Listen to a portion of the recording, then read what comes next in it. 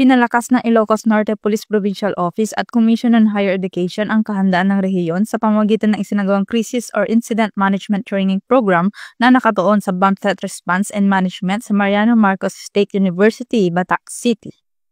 Layunin ng pagsasanay na madagdagan ang kaalaman ng mga kinatawan mula sa iba't ibang universidad sa Region 1, 2, 3 at CAR upang matiyak ang mas mabilis at maayos na pagtugon sa banta ng bomba sa mga institusyon. Nagbigay ng mensahe si Police Colonel Jomar Q. Labiano, Provincial Director ng Ilocos Norte Police Provincial Office, hinggil sa sama-samang responsibilidad upang maging handa sa anumang krisis. Pinangunahan naman ni Dr. Shirley C. Agrupis, kinatawan ng CHED, ang pagsasanay na nagbigay daan para sa mas malawak na pakikipag-ugnayan sa pagitan ng akademya at mga law enforcement agencies.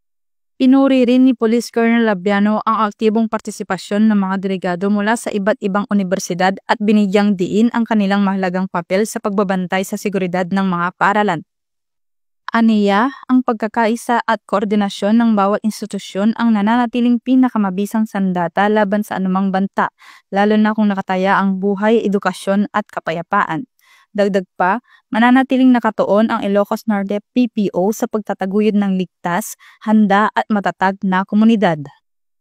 Mula dito sa Ilocos Region, ako ang inyong PNN Correspondent, Police Corporal Joanna Marie N. de los Santos, alagad ng batas, tagataguyod ng balitang pulis.